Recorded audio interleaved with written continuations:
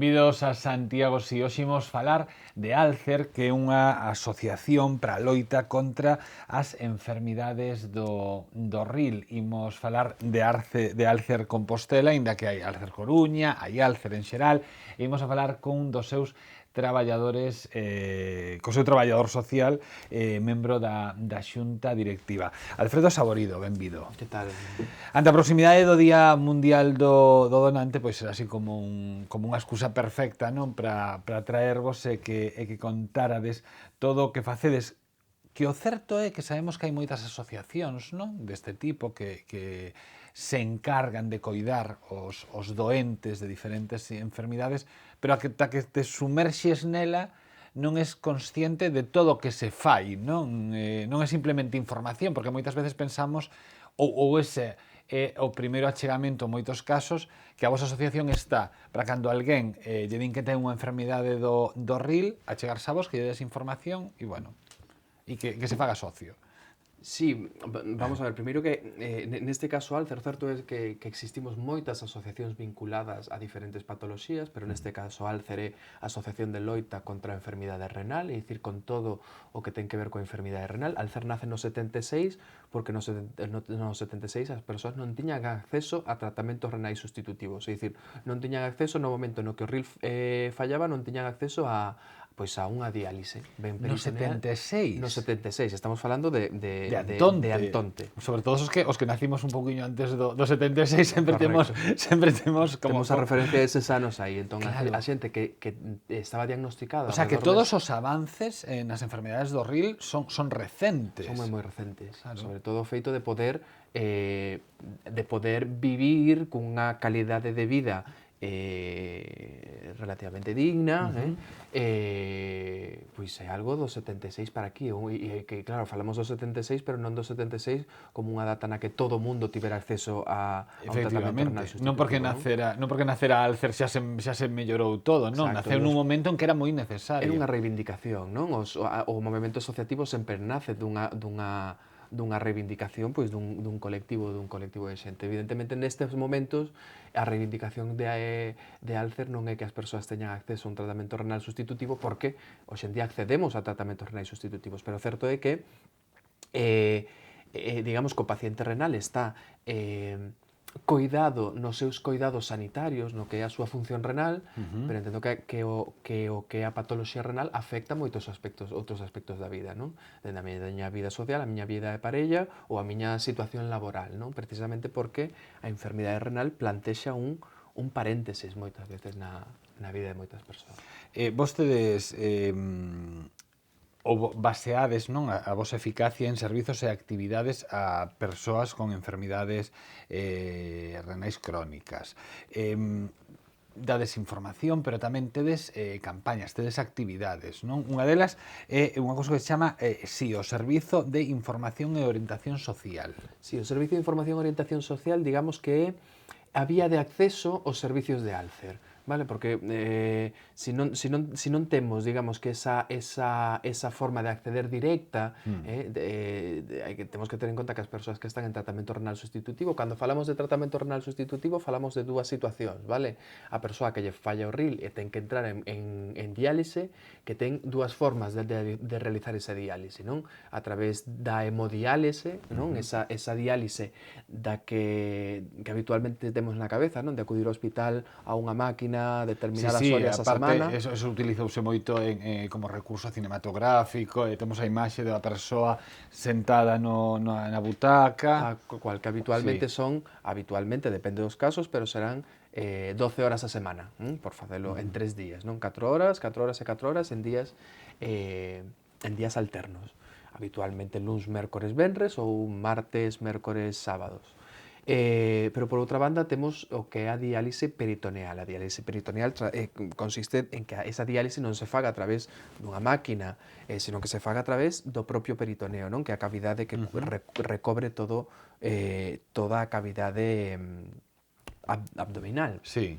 Entón, a través de aí... Isto non o coñecía, por eso estou ca miña cara de... Por eso, a través de aí e con diferentes intercambios ao longo do día ou ben que se realicen pola noite, esa diálise se realiza na casa. Entón, temos dúas realidades completamente distintas, non? A das persoas que realizan hemodiálise hospitalaria e a das persoas que realizan diálise peritoneal, pero na casa. Claro, que me estás ti a contar, por exemplo, que claro, é unha realidade os cambios, ¿no? O que pode supoñer ser enfermo de RIL, doente de RIL. Claro, 4 horas cada día, non? Durante 3 días a semana, que era como para facer unha conta estándar. Eso afecta a hora de traballo. Alguén que traballaba unhas horas, de repente ten que deixar durante X días non o seu traballo. Eso afecta a hora de traballar, entendo que afecta a hora das interaccións sociais que se poidan ter, entendo que afecta pois o rol familiar que se exerza, entendo que acaba mudando, non? E habitualmente acaba situándose noutro lugar. O que sobe pasar con estas enfermidades é que coñen como protagonismo absoluto, non, da vida da persoa. E no momento no que movemos unha ficha do dominó, entendo que se moven outras fichas do dominó dentro deses sistemas familiares ou dentro deses sistemas de parella. Entón, un pouco que comentábamos antes do SIO, é que o SIO precisamente o que pretende é achegar os servicios de Alcer a esas persoas que están en hemodiálise, que están en diálise peritoneal ou ben que outro tratamento renal sustitutivo que o trasplante, non? A esas persoas que acuden ás consultas de trasplante ou ás persoas que están nas plantas de nefroloxía. Vale? Son, digamos, que os 4 puntos aos que o SIO pretende chegar e digamos que son eses 4 puntos nos cales sabemos que temos unha poboación a que podernos dirixir e que a poboación nos coñeza directamente. E que máis alá de facerse socios ou non, si prestar unha serie de actuacións a nivel persoal, social, familiar, nas cal podamos acompañar e digamos que poidan, de algún xeito, mellorar un pouco a súa calidade de vida. Despois tedes un programa que é ben bonito, é unha idea que a mí me parece como, dentro de todo, isto que pode ser unha traxedia, é unha traxedia, non? Aínda que moitas veces, ou na maioría, unha traxedia con final feliz, o programa de doar palabras. Pareceme como encher de fermosura, non? Unha situación que pode ser dura. Explícanos un pouco en consiste. A verdade é que aquí gustaríame facer mención a unha compañeira anterior que digamos que puxo nome, non, a moitos dos programas. Un deles é o Doar Palabras, o Bule con Alcer. O Doar Palabras precisamente se trata pois de facilitar determinados recursos literarios dende prensa, folletos dípticos ou libros de ensaio ou de novela ou novelas, claro, a persoas que están en hemodiálise, non por lo cal son espacios nos cales pois a necesidade de pasar o tempo, de empregar o tempo, moitas veces en actividades o mellor que antes non se empregaban. Porque durante ese tempo a persoa está no 100% das súas condicións óptimas, no tempo no que están facendo a diálise, ou a persoa resíntese de algún xeito. Entendo que eso depende moito da situación particular de cada un, pero hai persoas que pasan tempo en diálise, hai persoas que están que empregan tempo útil, digamos, en diálise, non? Hai persoas que durmen no seu tempo de diálise e hai persoas pois que están, non sei, conectadas a internet e ao mellor elaborando un blog, non? Claro, isto depende un pouco depende un pouco da situación de cada un. Tamén hai que ter en conta un pouco o perfil do paciente renal, que o perfil do paciente renal sí que un perfil de persoa pois o mellor maior, no cal moitas veces pois eu que sei, o acceder ao doar palabras pois non digamos que o perfil non é o de unha persoa, digamos, lectora ou que habitualmente o faga, pero para aquelas persoas que sí que o son, evidentemente que se facilita, non? A todo o mundo lle gusta botarlle unha ollada ao xornal, supoño que cando xa levas un tempo, sabes que estás en facer nada, polo menos mira as fotos. Alcer, 7 vidas. Que isto é un pouco que podemos xuntar ca proximidade do Día Mundial do Donante. Ti contábasme un día un pouco off the record, non? Que cando aínda hoxe en día, cando a xente lle tratas de explicar as ventaxas de ser doante, non, hai como medo, como se non fora a suceder, como si supoño que se trata un pouco de se nos facemos doantes parece que vou morrer antes. Sí, digamos que que algo que está aí como moi grabado, como moi marcado, non? Na nosa mente, no Ou noso se non me ser, fago, se non me no fago noso... doante, o mellor non morro. Claro, é que como absurdo. Sí, ou se me fago doante, resulta que o mellor van facilitar a miña morte nun momento Hai xente que ten determinado. medo a iso, Incluso realmente. teño escoitado situacións como se me fago doante, non me vou facer doante porque non sei se a extracción dos órganos doe ou non doe. Quero dicir, En serio? eu sempre digo que todas estas situacións entendo que son lóxicas dende o descoñecemento, non? O Alzar Sete Vidas é un programa precisamente A ver, eu son desconfiado por naturaleza, en xeral, pero confío no noso sistema sanitario, o sea, nin se me pasaría pola cabeza, e supoño que a min nin a ninguén, que che van deixar morrer para facer unha extracción de órganos. Eu entendo que todo isto Claro, está legislado, está dentro bueno, de protocolos claro. sanitarios, non? Isto digamos que parte do protocolo médico, Pero non? o É medo é dicir, libre, hai que entendelo, que o medo de cada un de cada quen é libre. Pero bueno, entón imos concienciar. sí, pero quero Sí, dicir, sí, sí. o tema de que o medo é libre, evidentemente que é libre, pero o medo ven dado por determinadas circunstancias. O medo moitas veces non aparece só. O medo cando aparece só está relacionado pois habitualmente pois cunha fobia ou con cuestións que teñen que ver Claro. cunha situación de abordaxe psicolóxica, non? Pero o medo é natural cando digamos que nos baseamos no descoñecemento, non? Cando non coñecemos realmente os protocolos médicos que se establecen nesas situacións, ou ben cando dicía antes que temos tan gravadas determinadas cuestións como poden ser o corpo e a alma, non? Esta gran Sí. separación que facemos entre o que é corporal e o que é máis, digamos, que espiritual, non? Cando en Ajá. realidade eu entendo que todas as persoas que fomentamos a doazón de órganos estamos fomentando tamén por outra banda que somos corpo, É dicir, e que o corpo ten unha utilidade en vida e ten unha utilidade despois da morte, non? E entendo que na nosa sociedade non facilitamos determinados espacios, non? Agora mesmo estamos falando de morte, estamos falando de enfermidade, estamos falando de cousas que habitualmente, se estamos nunha barra dun bar tomando unha caña, é moi frecuente que non se den as conversacións, incluso que fuxamos, non, dese tipo de Sí, conversas. sí. Por lo cal, nos pensamos que hai determinadas conversas, hai determinadas cuestións relacionadas coa doazón de órganos que precisan dun debate en vida, Lóxicamente. dun razoamento e dunha toma de contacto en vida. E falar da morte entendo que falar da vida tamén, non? A ver, eu dixen o medo é libre, pero a ignorancia non é libre. Por eso era un pouco traerche aquí para falar destes temas con absoluta naturalidade porque o certo é que toda a vida ten un fin. E o máis óptimo sería que ese corpo axudara a perpetuar outras vidas, que é un pouco do que se trata aquí, non? E ademais que cando é preciso tomar unha decisión sobre que se vai facer cun corpo, entendo que o grado de emocionalidade que temos está aquí como para poder tomar unha decisión, non? Quero dicir, si nos permitíramos eses Ese espacios... momento concreto, eu xa o vin hoxe non sei por que estou falando contigo tanto de ficcións, en varias ficcións. En Sí, varias ficcións, ese momento estou a pensar en todo sobre mi madre. É sentado sobre mi madre ou en Sí, La flor de mi secreto, onde fan como unha creo que nas dúas. creo que nas Nas dúas, dúas. nas dúas se En fai. La flor de mi secreto faise como unha construcción, un ensaio, non, de como un doctor debe achegarse a unha persoa que acaba de ter acaba de ter un morto na familia e lle pide que dos órganos.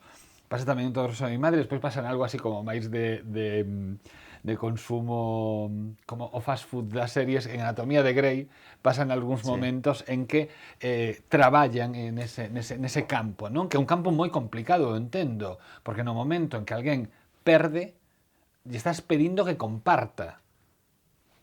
mellor deixar as cousas ben feitas de antes. Por eso, pero precisamente o que o cine e a ficción nos transmite habitualmente é o momento no que a dor está no seu nivel máis alto, é dicir, non se nos transmite precisamente o realizar esa reflexión nun momento previo da vida, non? Do mesmo xeito que podemos decidir, non sei, casarnos ou non casarnos, ou hipotecarnos ou non hipotecarnos, entendo que, o mellor, unha decisión de vida, pero non con este grado de emocionalidade, senón cunha emocionalidade un pouco máis baixa, é que vou facer co meu corpo e se o meu corpo pode servir para outras persoas. E o mellor é informarse, porque como ben dicía Alfredo Saborido, hai protocolos, isto non é, perdón polo exemplo, pero non é como abrir unha vaca en canal, o sea, hai protocolos, isto faise con coidados, porque os órganos teñen que estar nas condicións máis óptimas para salvar unha vida, hai que facer as cousas, hai que informarse. E é importante ter en conta que, por exemplo, cando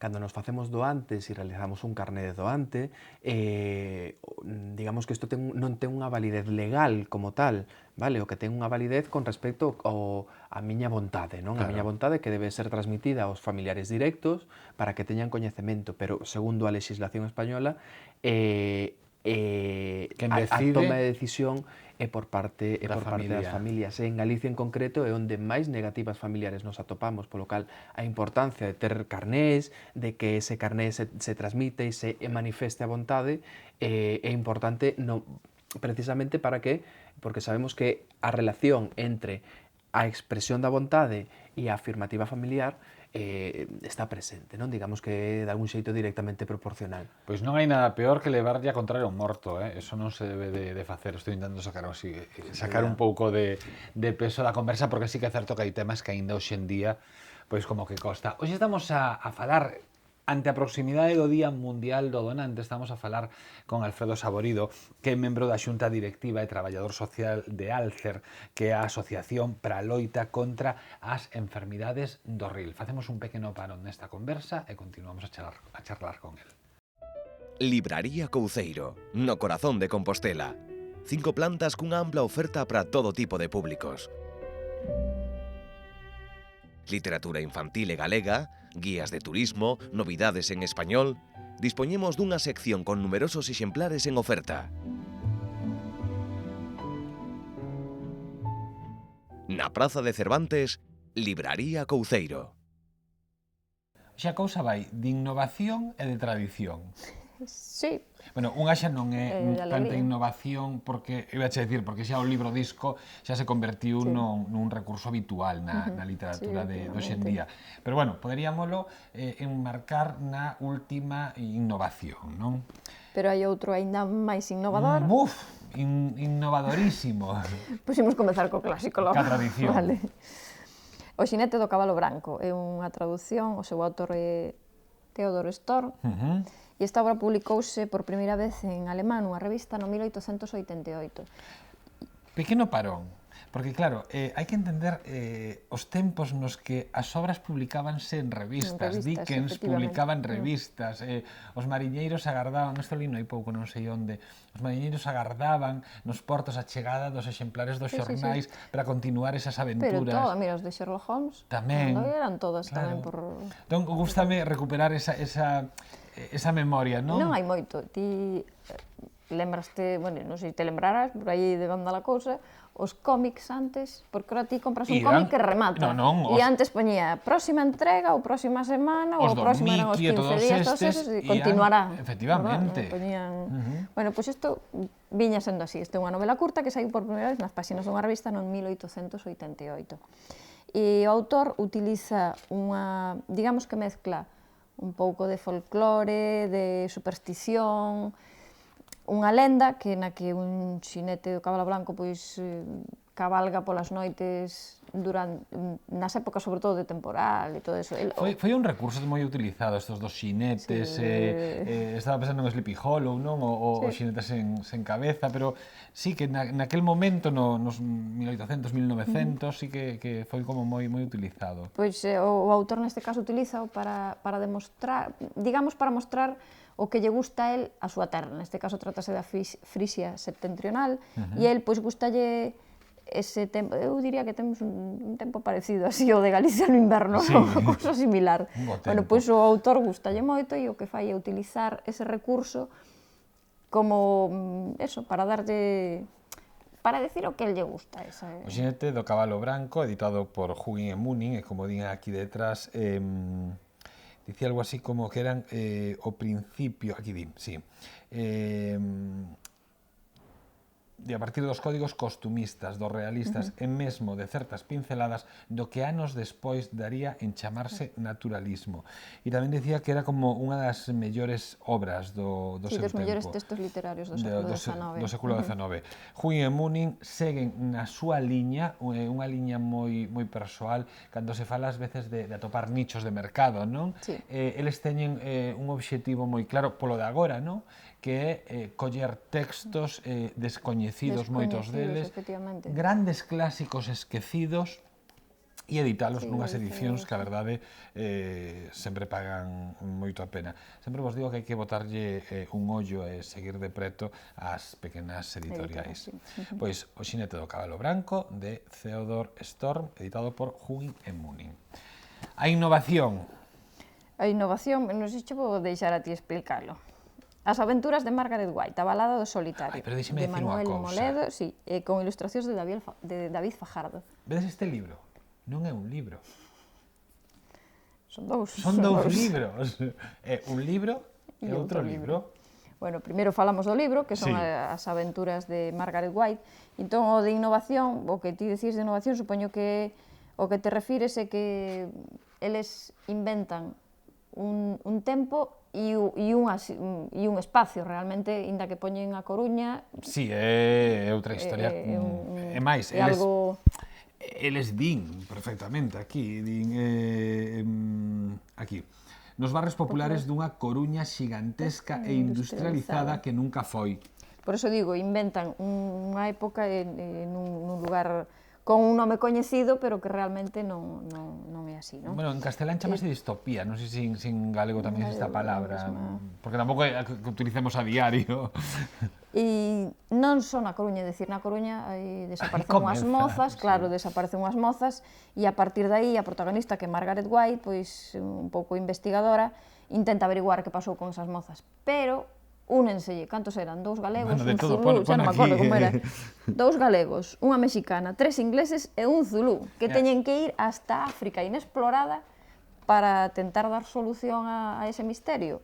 E entón, o que ti decías, o segundo libro é o caderno de campo de Margaret White, no que ela nos explica, bueno, digamos que fai as súas anotacións ao respecto aclaracións sobre as propias aventuras, sitios polos que van, cousas... É un libro ben curioso, aparte de porque son dous libros, porque está nun pasado modificado, porque é unha novela, non ten nada de literatura infantil, pero está plagada de debuxos. Sí, é que o tipo de ilustración parece que... Está toda chea de... Sí, está toda chea de debuxos, como podedes ver. Está toda... De David Fajardo. Sí, porque... David Fajardo, Manuel Moledo é o autor, e David Fajardo o ilustrador, que gústame moito que ao final da biografía de David Fajardo, do ilustrador, di: entre os seus traballos contase unha serie de calendarios, ilustracións para contos, convites de boda e diversos logotipos. Non hai que avergoñarse de nada o que fas. Curioso, que normalmente poñen a foto. Sí, non. Lo que fixo foi, supoño, que o propio David Fajardo, pois facer un que, porque... Unha caricatura, supoño. Unha caricatura, bueno... Sí, el puxose galóns e todo, claro. As aventuras de Margaret White, logo, a balada do solitario. Contos extraños, que o editor desta novela presenta as aventuras de Margaret White, a balada do solitario. Non sei se é con vocación de que sigamos a vivir novas aventuras de Margaret White, pero, bueno, esta é a primeira aventura que vai a levar con...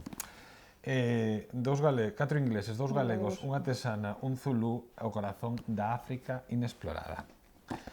Alegría. Pois Alegría é precisamente o protagonista deste libro CD e é unha oruga. Unha oruga que, a pesar do seu nome, ela moitas veces di que se atopa triste e soa. E entón decide ir polo mundo a ver esta alegría de onde é. E vai atopando moitas cousas polo camiño, moita xente que lle van a axudar precisamente a topar esa alegría que quere.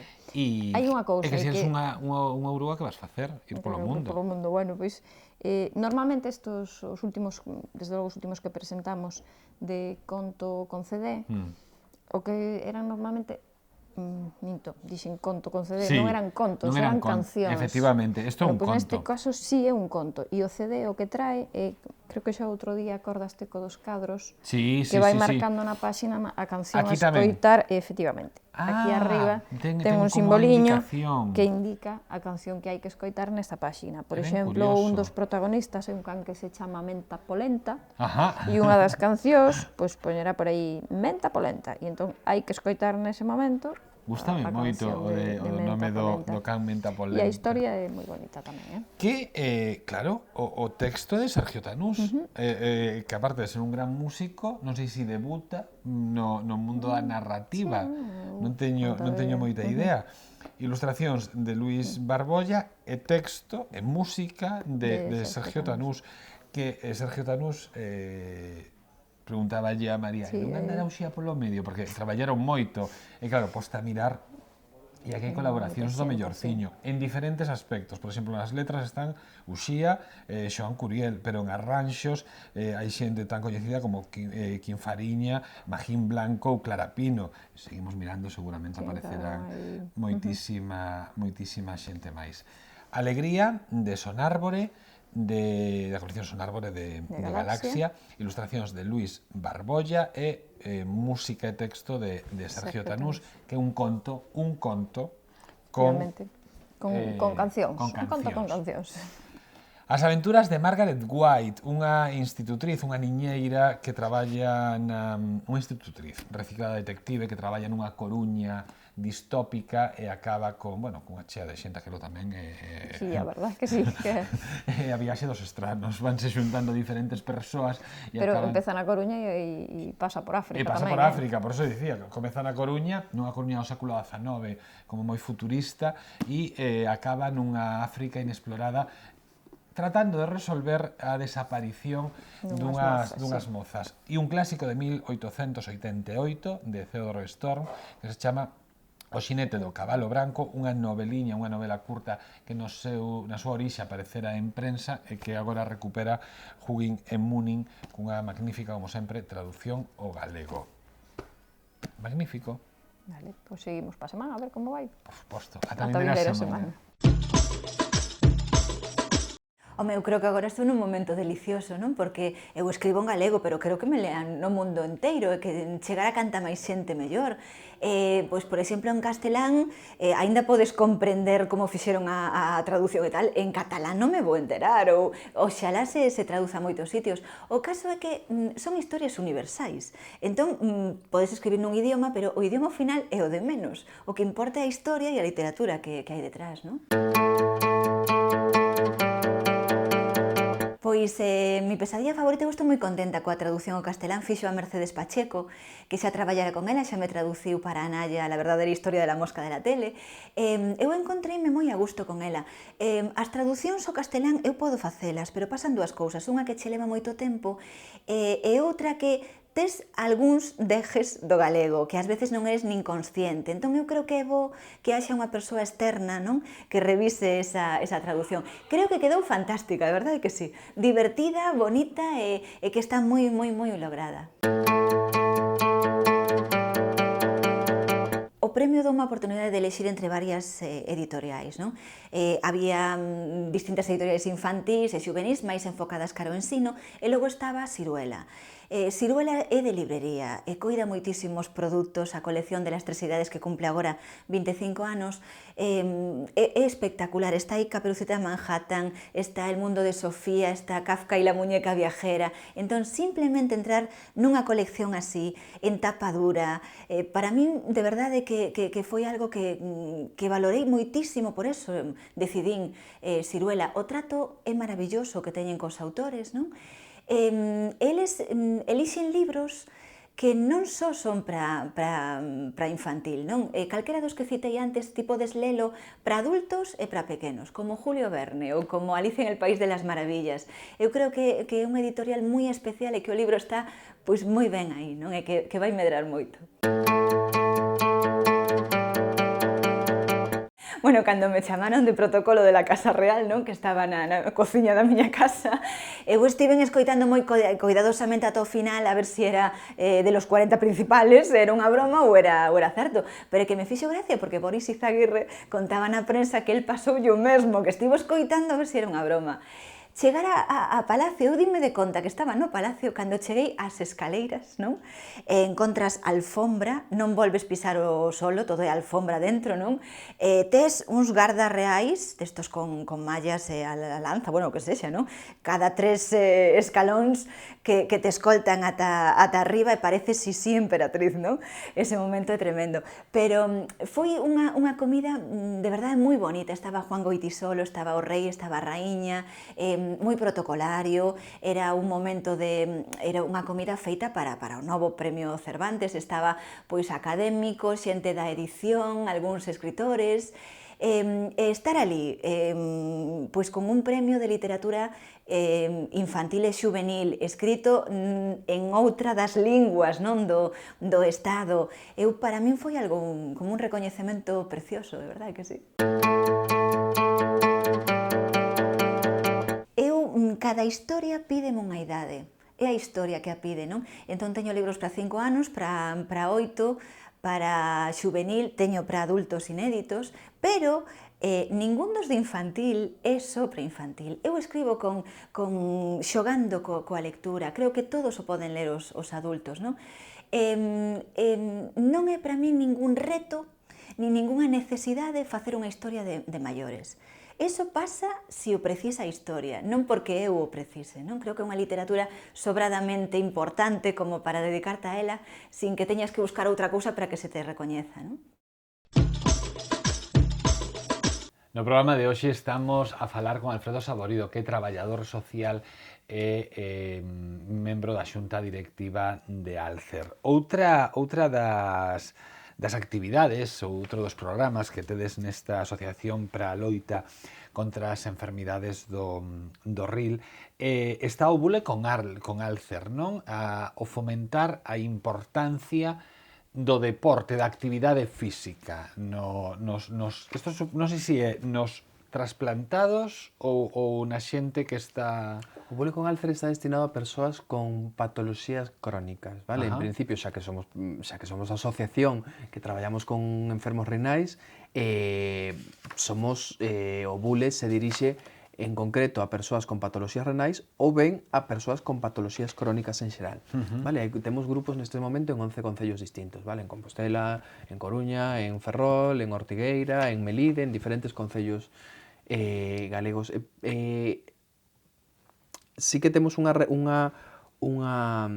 podemos dar un dato que é o feito de que as persoas que acuden ao bule habitualmente acaban tendo unha mellora na súa calidade de vida, porque precisamente esa actividade física que se realiza está adaptada ás súas circunstancias, non? A súa patoloxía renal ou a patoloxía crónica que se teña, pero tamén Porque aquí son patoloxías crónicas en xeral. En xeral, sí, digamos que o bule é aberto ás patoloxías crónicas. Está moi ben porque normalmente cada asociación ocupase dos seus. Está moi ben que as asociacións no que se poida, porque ás veces bastante teñen e poucos recursos teñen para ocuparse dos seus, pero no que se poida que se abran, non? O resto da xente. Tamén é certo que, por exemplo, a patoloxía renal frecuentemente cohabita con outras patoloxías, non? Entón cohabita coa diabetes, cohabita co lupus nalgún momento, é dicir, entendo que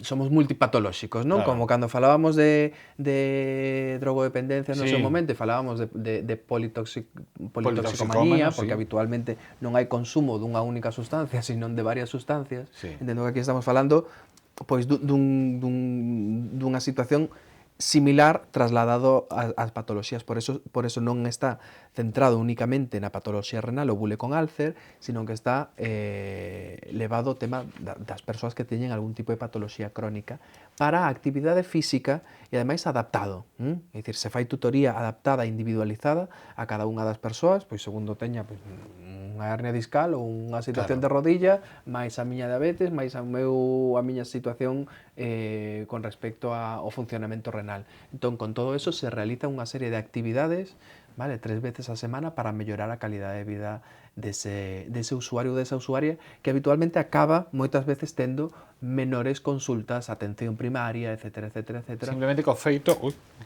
de participar no bule con Alzheimer.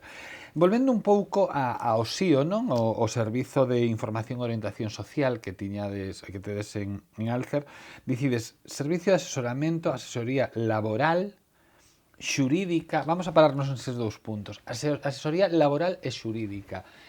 Por que necesita un enfermo de RIL asesoría laboral e xurídica? Asesoría laboral, mira, o 81% das persoas con enfermidade renal crónica en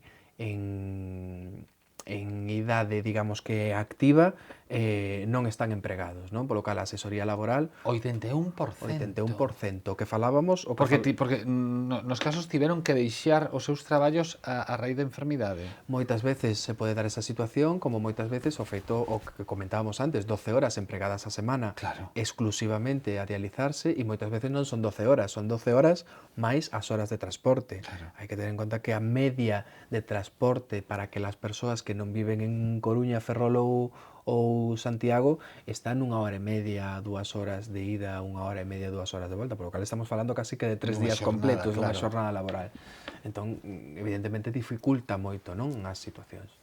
No caso de xurídica? No caso da xurídica, pois, derivado de isto, moitas situacións que é preciso, sin dúbida, acompañar. Agora mesmo, aquí en Santiago estamos tendo unha situación moi peculiar con respecto ao historial de Alzheimer, que o feito de que é a primeira vez que temos un técnico, neste caso eu, que está traballando a zona de Santiago. Sempre, digamos que Santiago sempre dependeu dun técnico de Coruña ou un técnico de Ferrol. E agora xa hai un traballador digamos que social. estamos aquí precisamente para implementar todo isto.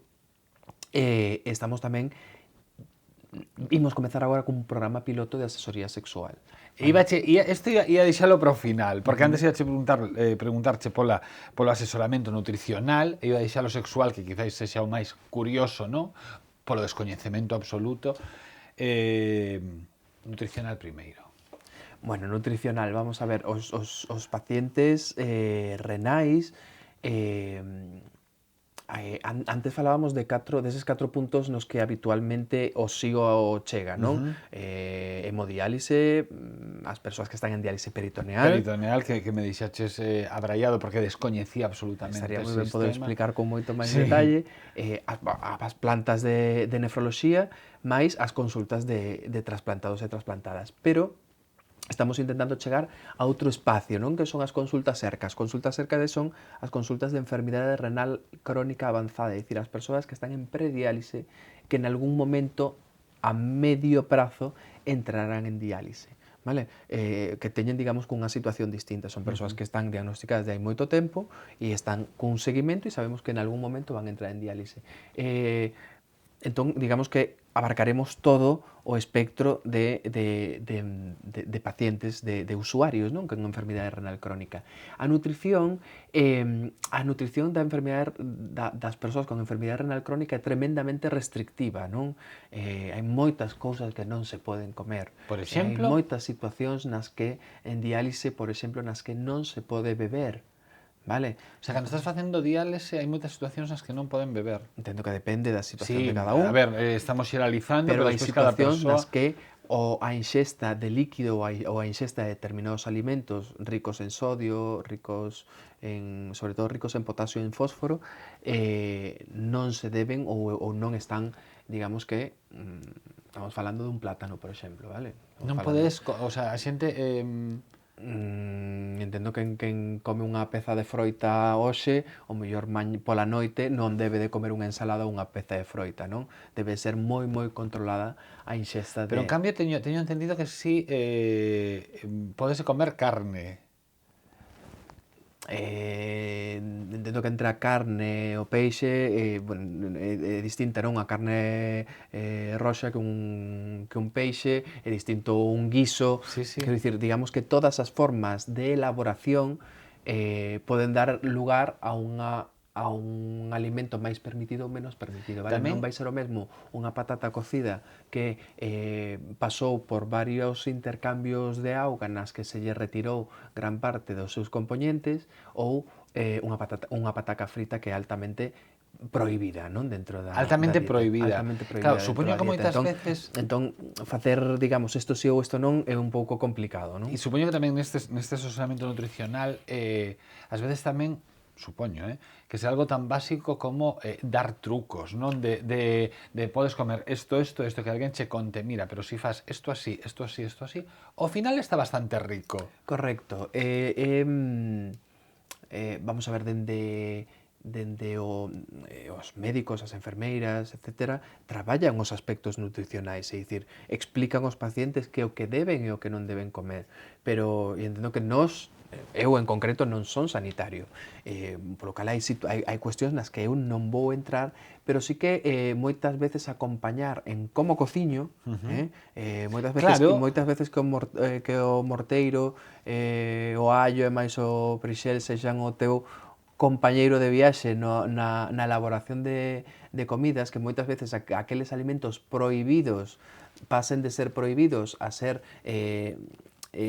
digamos, a ter presencia Mínima. moitas veces máis pequena, Claro. mínima, pero comezar a xogar, non? Comezar a xogar cas posibilidades que Estou existen. pensando, o mellor non podes comerte un chuletón, vale? O mellor, non o sei, da igual. O mellor non podes comerte un chuletón, pero podes comerte un mini chuletón, un cachiño, non? Para quitar ese gusto do prohibido. Ti non podes comerte un kilo de carne, non? De carne roxa, pero podes comer un cachiño. Exacto, ou por exemplo o feito de comer sin sal, non? O feito de comer sin sal moitas veces fai que nos rebelemos, non? Contra o Sí. feito de comer sin sal, pero moitas veces se marcamos pautas na elaboración da comida, seguramente se eu fago de comer non te das de conta de que a comida está sin sal.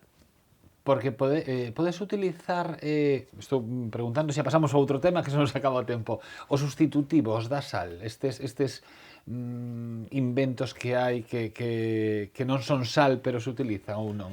Eu a verdade nesas cuestións será o que te estaba comentando, non? O que vos comentaba, o feito de poder acompañar en determinadas pautas nutricionais, porque sí que é certo que sempre que existe unha prohibición estamos de algún xeito aumentando o desexo de poder entrar Claro, que iso é o peor. niso, non? Entón, si digamos de algún xeito nos cargamos a prohibición e acompañamos naquelo que sí que podes facer, entendo que é moi distinto, non? Moitas veces é o mesmo, dado a volta e cun acompañamento diferente que te vai xerar unha vivencia moi diferente.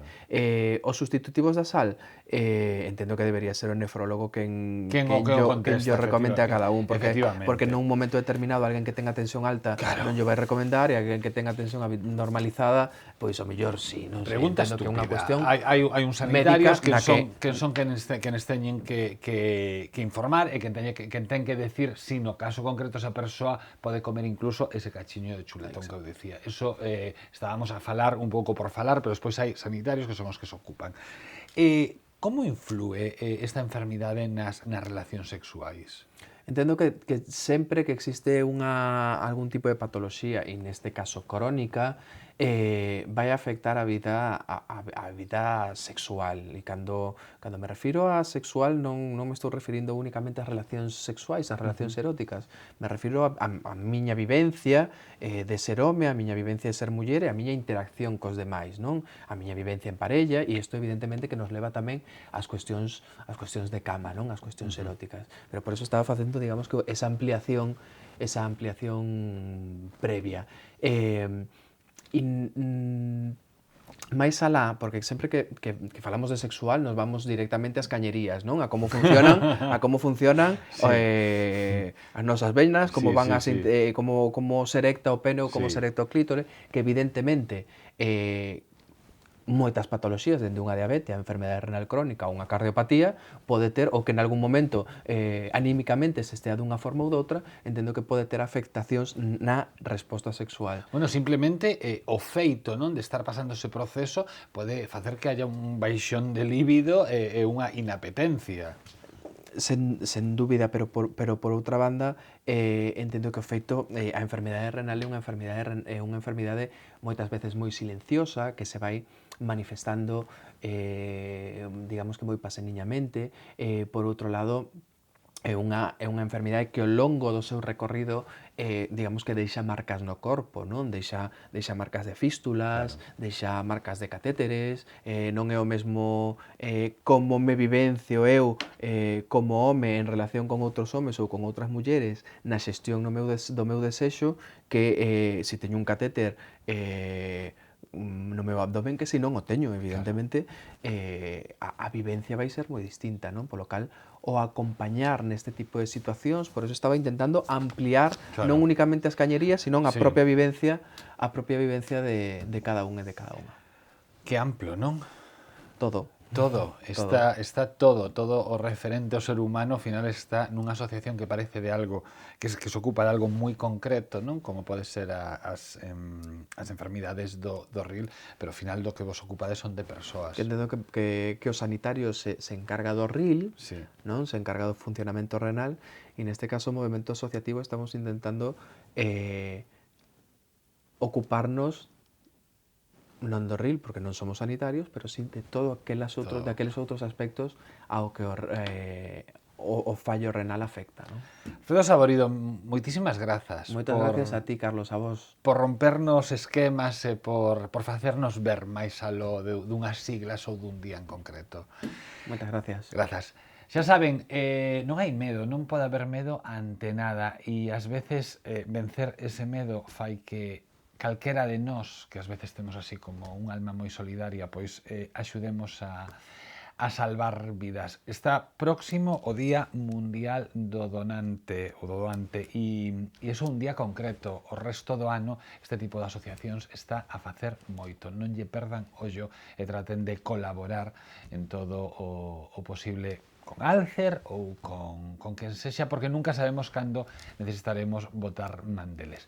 Marchamos, estamos en Santiago Sí en Correo Televisión. Sexan moi felices.